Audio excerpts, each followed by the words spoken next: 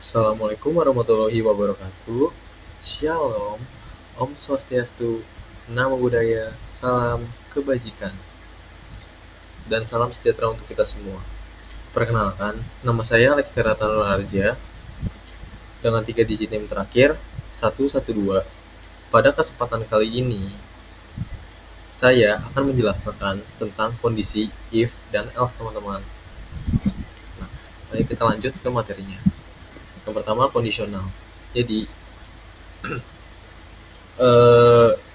if else ini percabangan sederhana dari sebuah program yang ada, teman-teman. Nah, lanjut, kita langsung masuk ke tipe data yang digunakan, teman-teman, yaitu boolean. Nah, jadi boolean itu tipe data yang hanya memiliki dua nilai mungkin, yaitu true atau benar dan false atau salah.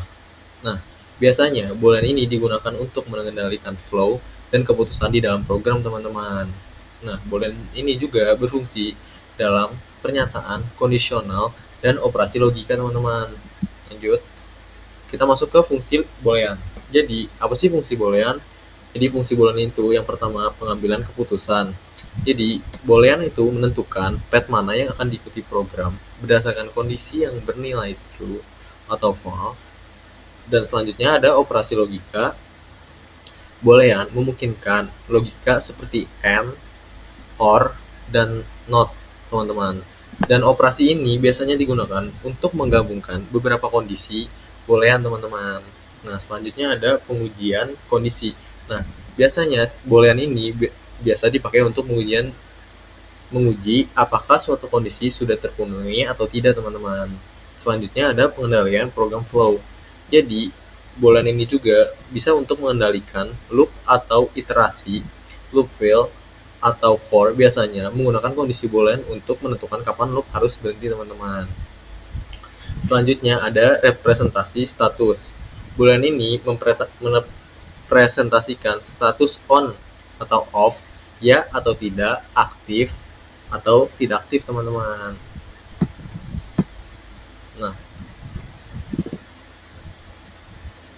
Nah, teman-teman, selanjutnya kita masuk ke kondisional atau percabangan, ya, teman-teman. Nah, jadi kondisional. Jadi, kenapa itu bisa dibilang kondisional? Karena ini tuh untuk menggambarkan alur program yang bisa bercabang. Pada flowchart, logika digambarkan dalam bentuk cabang jika maka, teman-teman. Nah, biasanya di sini di start ini biasanya dia tuh masukin argumen. Nah, kalau kondisinya, lalu kita masuk ke kondisi. Nah, kalau kondisinya benar, dia bakal masuk ke statement 1. Jika kondisinya salah, dia bakal masuk ke kondisi yang salah. Misalnya kayak si statement kondisi 1 ini masih belum terpenuhi lah, dia bakal masuk ke bawah, teman-teman. Nah, sedangkan kalau misalnya kondisinya sudah terpenuhi, dia bakal masuk ke statement 1 ini, teman-teman. Lanjut. Selain percabangan, struktur tersebut juga dapat dikatakan control flow, decision, conditional, struktur if, dan sebagainya. Nah, percabangan ini akan mampu membuat program berpikir dan menentukan tindakan sesuai dengan logika atau kondisi yang diberikan, teman-teman. Nah, habis itu kita lanjut ke struktur percabangan if. Nah, percabangan if digunakan saat terdapat satu pilihan keputusan. Contoh, jika tidak lulus dalam ujian, maka kita ikut remedi, sedangkan jika lulus tidak perlu ikut remedi.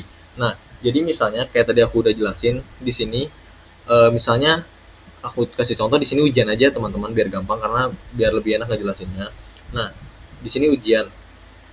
Lalu di sini ada lulus. Jika kalian lulus, kalian bakal naik kelas. Nah, jika kalian tidak lulus, kalian akan ikut remedi lalu naik kelas, teman-teman.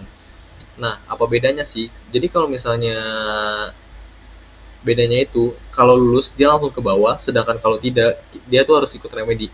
Dan ini bisa, itu namanya true, ini false, teman-teman. Jadi dia tuh ada dua jawaban. Seperti itu.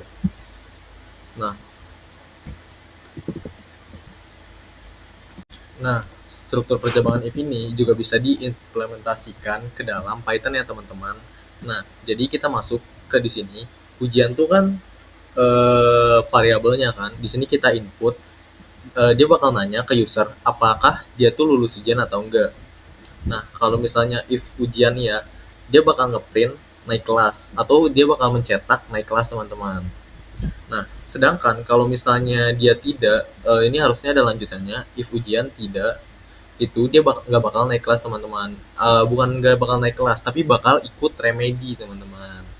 Nah, kita menggunakan operator relasi sama dengan seperti ini untuk membandingkan isi variabel ujian. Sedangkan tanda titik dua adalah tanda untuk memulai blok kode teman-teman. Seperti ini ada contohnya. Nah, dan penulisan blok if ini juga harus diberikan indentasi, tab atau spasi dua kali ya teman-teman. Karena kalau misalnya tidak ada indentasi tab atau spasi dua kali, itu programnya bakal error atau tidak berjalan seperti itu.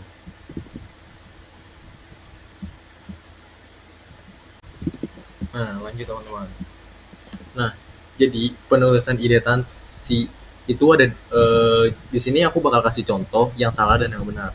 Nah, kalau misalnya salah itu lihat teman-teman di sini. Mungkin kalian di sini kalau misalnya lihat sekelas, aduh apa sih perbedaannya? Kayaknya perasaan sama aja deh dua ini. Padahal beda teman-teman. Kita lihat di sini, if ujian sama dengan tanda kutip ya. Nah, bedanya tuh di sini teman-teman. Lihat. Di sini printnya itu tidak menjorok ke dalam. Padahal cara penulisan indentansi yang benar itu harus menjorok ke dalam teman-teman. Karena kalau misalnya tadi kan aku udah bilang kan, kalau misalnya tidak menjorok ke dalam seperti ini, tidak dispasi dua kali, itu bakal ada error dalam programnya teman-teman. Nah, maka dari itu kita harus spasi dalam kayak gini atau tadi namanya eh, indentasi tab teman-teman seperti itu. Nah, teman-teman, selanjutnya kita masuk ke struktur percabangan if atau else ya, teman-teman.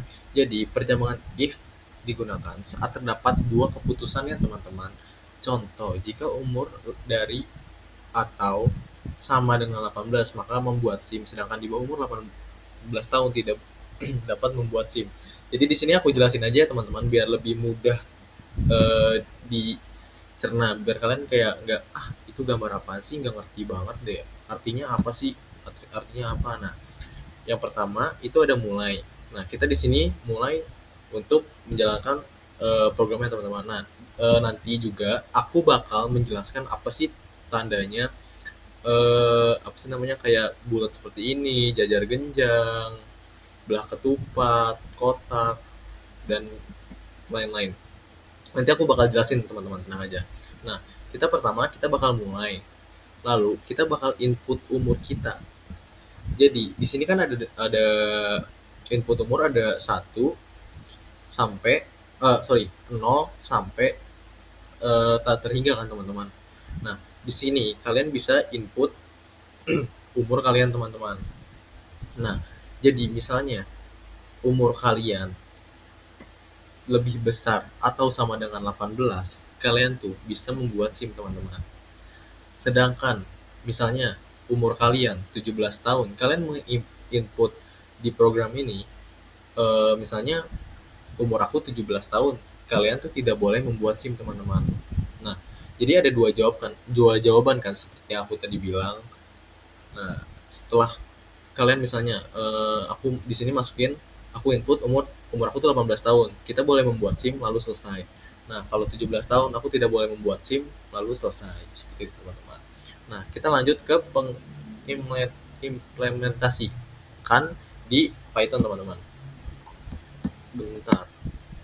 Eh, nah, nah, jadi kita masuk dulu umur, kita input dulu. Kita si program ini bakal nanya, berapa umur kamu?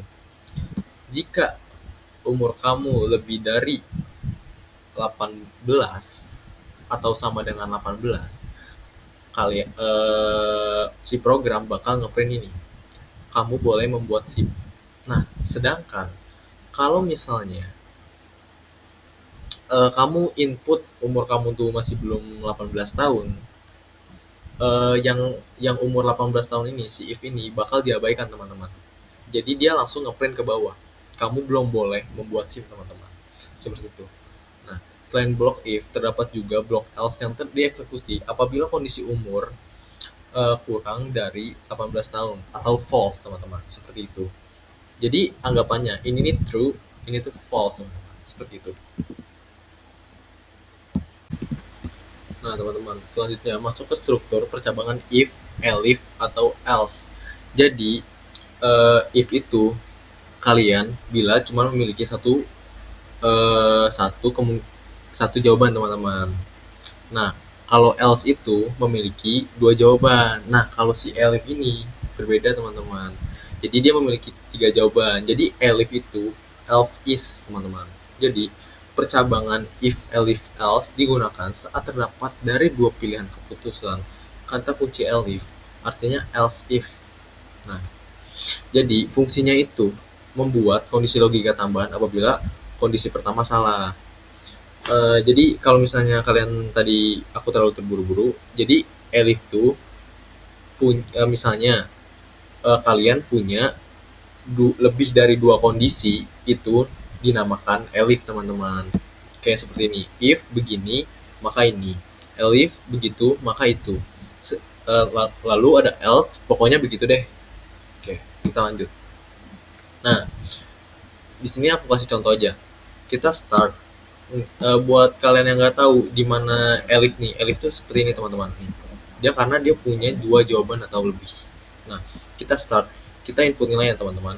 Nah, jika nilai kalian lebih dari 90 atau sama dengan 90, maka kalian program akan mengeluarkan grade kalian itu A. Jika nilai kalian 80 atau lebih besar dari 80 sampai 89,9, itu kalian akan mendapatkan grade B, teman-teman. Nah, tapi jika kalian tidak memenuhi, misalnya 90, kalian tidak memenuhi 90. Misalnya nilai aku 60 di sini ya, teman-teman. 90. Berarti aku nggak memenuhi 90 kan, teman-teman. Aku bakal turun ke bawah lagi. Nah, lalu misalnya kan 60 tuh masih belum bisa memenuhi nilai 80 ini, teman-teman. Nah, berarti aku bakal turun ke bawah lagi. Nah, lalu kalau misalnya aku masih belum bisa memenuhi itu juga, aku bakal turun ke sini lagi, teman-teman. Lalu aku akan mendapatkan grade C. Nah, jadi di sini terserah kalian input nilainya itu berapa. Kalau misalnya kalian input nilainya 90, kalian akan mendapatkan nilai A. 80 kalian akan mendapatkan grade B. 70 kalian akan mendapatkan grade B juga. 60 kalian akan mendapatkan C. 50 kalian akan mendapatkan C. Lalu ada 40 kalian akan mendapatkan grade D, teman-teman. Nah, jika kalian di bawah 40 atau grade E, itu kalau misalnya kalian di bawah 40, sistem otomatis akan mengeluarkan grade E, teman-teman, karena kalian tidak memenuhi semua persyaratan yang ada di sini, kayak misalnya 90, 80, 70, lalu ada 60, 50, 40, kalian akan langsung mendapatkan grade E, teman-teman. Seperti itu. Nah, selanjutnya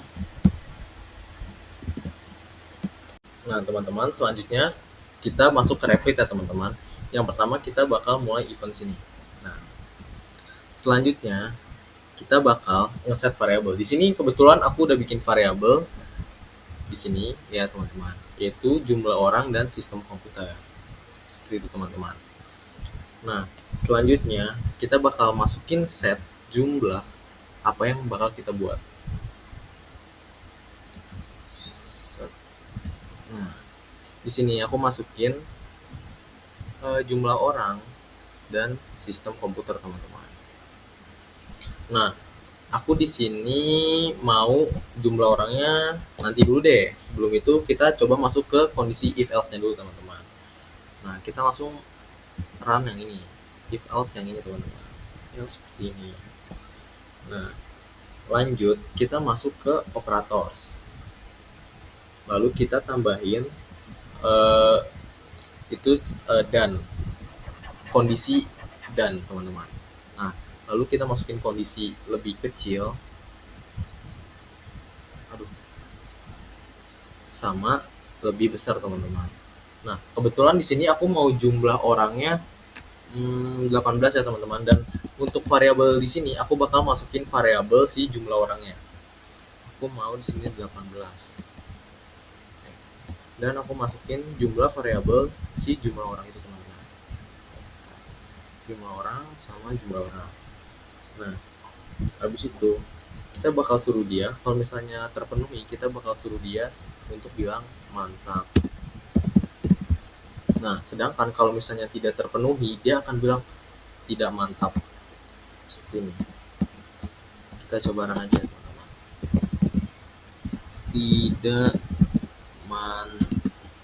Tidak mantap. Nah, karena sebenarnya di sini aku coba masukin 21 sama 19 deh.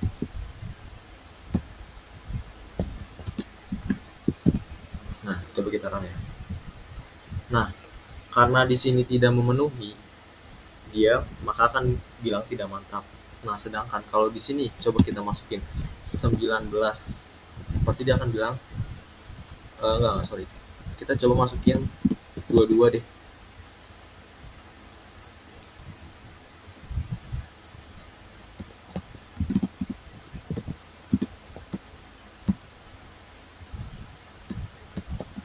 Sebentar teman-teman. 20 coba. Nah, kalau misalnya kita masukin 20, karena 20 itu lebih kecil daripada 21 dan lebih besar daripada 19, dia bakal menjawab mantap. Berarti dia terpenuhi kondisinya, teman-teman. Sedangkan kalau seperti tadi kita masukin 18 atau 22, itu kan melebihi. Nah, dia akan menjawab tidak mantap karena tidak memenuhi syarat itu, teman-teman. Nah, selanjutnya aku bakal coba jika dia ada seperti kayak ada dua kondisi gitu, teman-teman. Jadi aku suruh tunggu 3 detik. Dan di sini sistem komputernya aku coba masukin Ryzen ya teman-teman. Nah,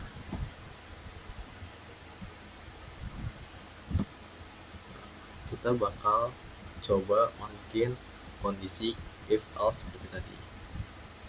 Nah, kita masukin ke yang ini, yang ini teman-teman, yang sama dengan ini.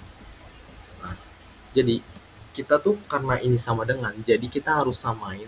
Oh ya, kebetulan di sini aku bakal masukin ke yang sistem komputer ini teman-teman. Nah, jadi kalian tuh harus benar-benar sama teman-teman. Jadi seperti kayak Ryzen itu benar-benar harus sama. Karena jika kalian salah satu kata itu bakal beda jawaban teman-teman. Seperti itu. Coba ya, kita bakal coba say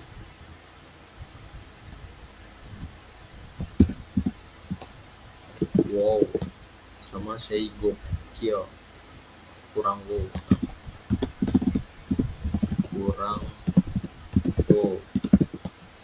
coba kita run. Tidak mantap, wow, karena dia syaratnya sama terpenuhi teman-teman, sama dengan. Nah, sedangkan kalau misalnya kita di sini kita ganti Intel, dia tidak akan terpenuhi teman-teman, seperti ini.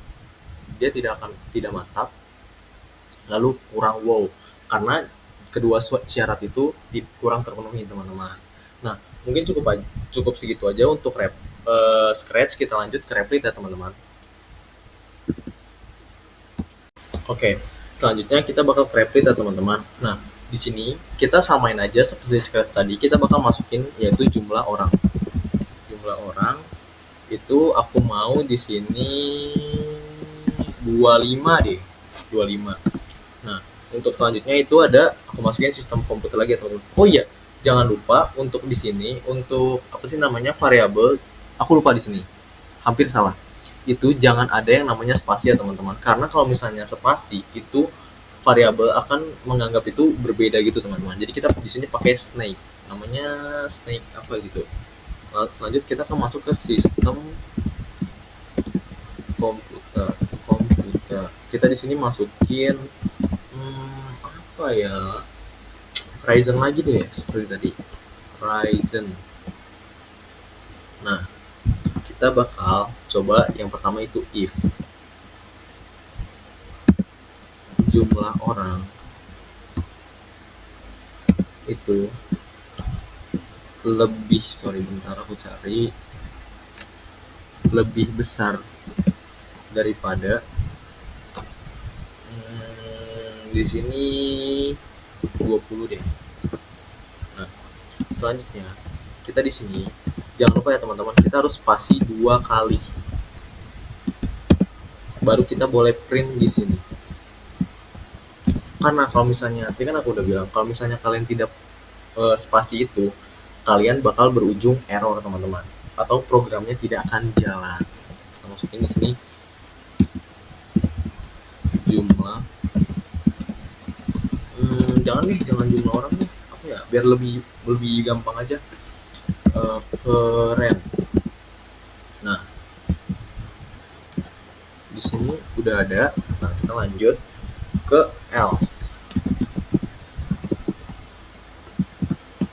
Nah, kita bakal print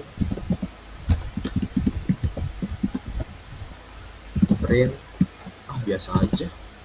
Kalau misalnya dia nggak lebih daripada 20 orang. Coba ya teman-teman, coba kita run dulu.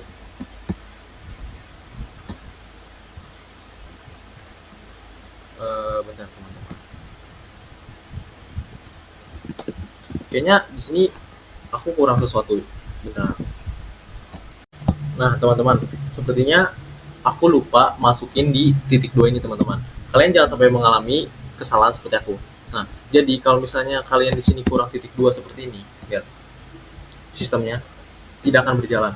Nah, jadi kalian di sini benar-benar harus memperhatikan. Di sini kalian harus masukin yang namanya titik 2. Di sini juga titik 2 agar program bisa berjalan dengan lancar. Ya teman-teman. Nah, program akan berjalan kan. Nah, seperti itu teman-teman. Coba aja kita bakal lanjut ke ini ya teman-teman, ke langsung kita tambahin aja ke sistem komputernya. Bentar.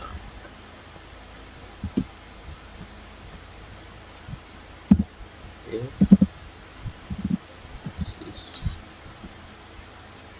Sistem komputer sama dengan itu kita bakal coba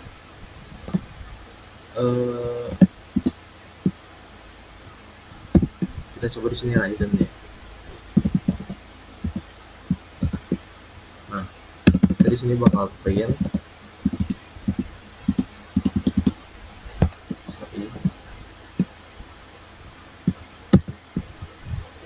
oh ya, di sini jangan lupa titik 2 lagi ya teman-teman, supaya program bisa berjalan. Jangan lupa. Oke, lupa lagi. Lanjut kita print di sini. Apa ya? Wow. Nah, selanjutnya kita masuk ke elif teman-teman.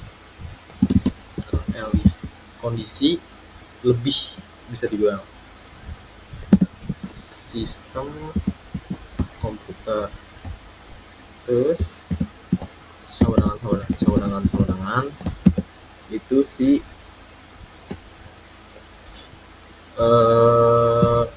Android.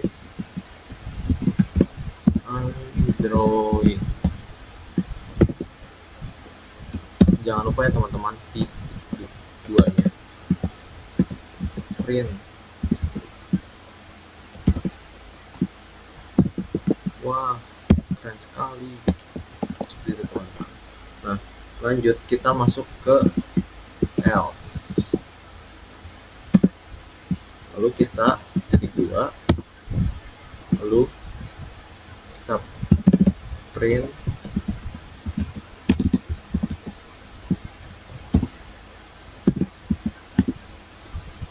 kurang.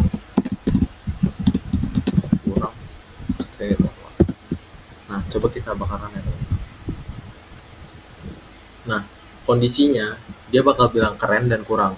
Nah, karena di sini posisinya ini tuh 25, dia tuh lebih besar daripada si 20 ini teman-teman. Nah, kalau misalnya di sini coba deh kita ganti biar kita bisa coba keduanya 19. Nah, di sini kenapa dia juga tadi bisa mengeluarkan kurang? Karena kondisi di sini tidak masuk ke keduanya teman-teman. Kan di sini kita masukin Intel.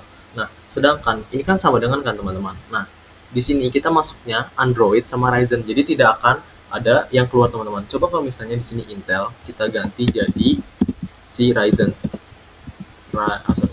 Ryzen. Coba di sini aku kurang N teman-teman. Di sini kurang N. Nah, dia pasti bakal mengeluarkan wow. Di sini wow kan. Nah, seperti itu teman-teman. Biasa saja seperti itu teman-teman.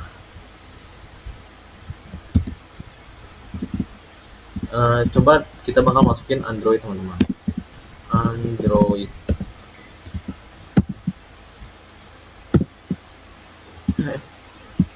Android seperti ini teman-teman. Nah, kita bakal run.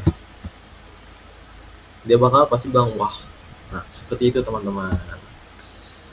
Oke, selanjutnya kita bakal coba masuk ke flowchartnya ya teman-teman. Nah, teman-teman, selanjutnya di sini ada flowchartnya ya teman-teman. Yang pertama kita ada mulai, lalu kita instalasi jumlah orangnya itu berapa. Misalnya 8 sama dengan 18 orang, dan sistemnya tuh Intel ya teman-teman. Nah, kita masuk ke jumlah orang lebih kecil dari 21 dan lebih besar daripada ini, harusnya 19 ya teman-teman. Aku lupa masukin satu di sini. Nah, jika kita di sini memasukkan 20, kita akan mengeluarkan output mantap. Nah, sedangkan jika 18 ini dia tidak akan kita outputnya bakal ke sini. Nah, lalu sistem akan menunggu 3 detik. Lalu sistem Intel itu sama dengan Intel. Nah, jika sama dengan Intel, dia bakal akan mengeluarkan output keren. Sedangkan kalau misalnya di sini kita masukin Ryzen, dia tidak akan mengeluarkan output tidak keren, teman-teman. Seperti itu, teman-teman. Oke, teman-teman. Selanjutnya di sini kita bakal masuk ke project demo ya, teman-teman. Yaitu di mana kamu berkendara dan berapa umurmu, dan abis itu dia bakal menjawab apakah kamu bisa berkendara di situ ya teman-teman. Nah, di sini ada dia bakal nanya kamu tuh bakal mau berkendara di mana, lalu dia si kucing ini akan bertanya berapa umurmu, lalu kita di sini pakai menggunakan kondisi if country sama dengan South Asia.